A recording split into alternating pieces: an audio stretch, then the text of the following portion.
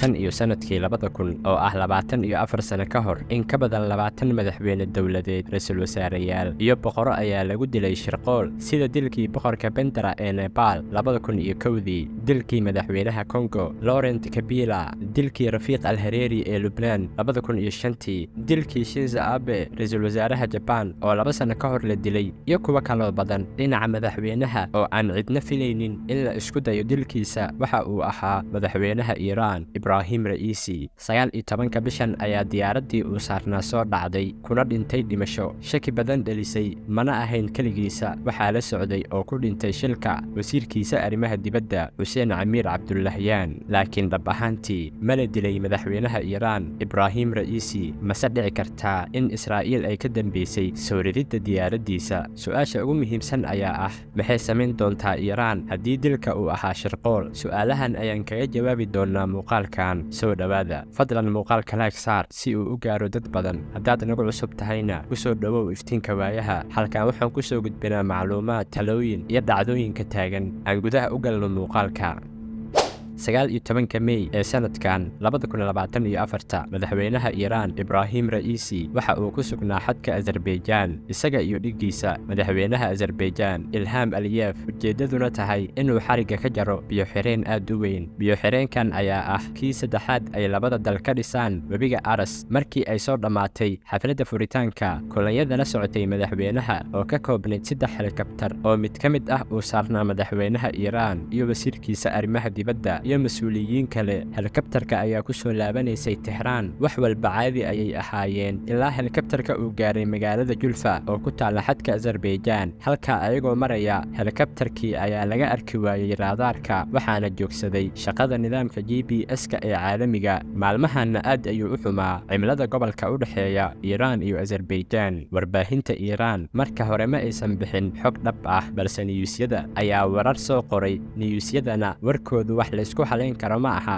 markii hore waxay sheegeen in diyaaradii madaxweynaha Iran ay burburtay balse si degdeg ah ayay kaga noqdeen warkii waxayna u bedeleen in helikabtarka madaxweynaha lala yahay raadinteedana lagu jiro wasiirka arrimaha gudaha ee Iran Ahmed Fahidi ayaa hadal si rasmi ah u siiyay telefishinka Iran ku sheegay in madaxweynaha iyo asxaabtiisa ay ku soo socdaan qaar ka mid ah helikabtarada mid ka mid ah helikabtaradaasna ay si degdeg ah u degtay xaalad cimilo xumo iyo ariyaamo awgeed dhammaan kaamiradaha saxaafadda iyo wararka waxay soo qabteen oo ay diiradda saarayeen dadka reer Iran oo isku soo baxay iyagoo u duceynaya madaxweynahooda xitaa Khamenei ayaa dadka ku casuumay inay tukadaan telefishinka dowladda Iran ayaa baahiyay sawirada dadka cibaadaysanaya ee ku tukanayay goobaha diimeedyada ee Shiicada arrintu waxay u muuqataa inay tahay aas qaran oo rasmi ah waxaa jira mugdi weyn oo ku xeeran dhacdadan dhinacyo badan tusaale ahaan ilaa hadda lama garanayo sababta saxda helikabtarku u dhacay war saxanna ma hayaan mas'uuliyiinta Iran ku darso jahwareer weyn oo ka jira wararka rasmiga ah warbaahinta ayaa sheegtay in diyaaradii waday madaxweynaha Iran ay dhacday kadibna warkii ayay dib ugu laabteen waxayna ku bedeleen dhicidii in helikabtarku uu degay cimilada xun awgeed wax kale ayaa jira marka la eego sawirada iyo muuqaalada laga soo qaaday xadka u dhaxeeya Iran iyo Azerbaijan waxa si cad loo arki karaa ceryaamo iyo roob aad u daran xaaladuna waa sidaas cimilada xun ayaa la og yahay inay tahay mid aan ammaan ahayn safarka hawada gaar ahaan helikabtarada waa maxay sababta safarka dib loogu dhigi waayay ilaa ay cimiladu soo hagaagayso yaa fasax siiyay oo u ogolaaday madaxweynaha Iran inuu raaco diyaaradda helikabtarka cimilada markay sidaas u xun tahay inta badan waa la joojiyaa duulimaadka gaar ahaan helikabtarada haddana helikabtarka waxaa saaran mid ka mid ah ragga ugu muhiimsan dowladda madaxweynaha iyo wasiirkiisa arrimaha dibadda ma aha dowlad caadi waa Iran oo la og yahay inay leedahay cadow badan kooxaha gurmadka ayaa gaaray goobta uu shilka ka dhacay hal saac kadib markii la shaaciyay in la waayay diyaaradda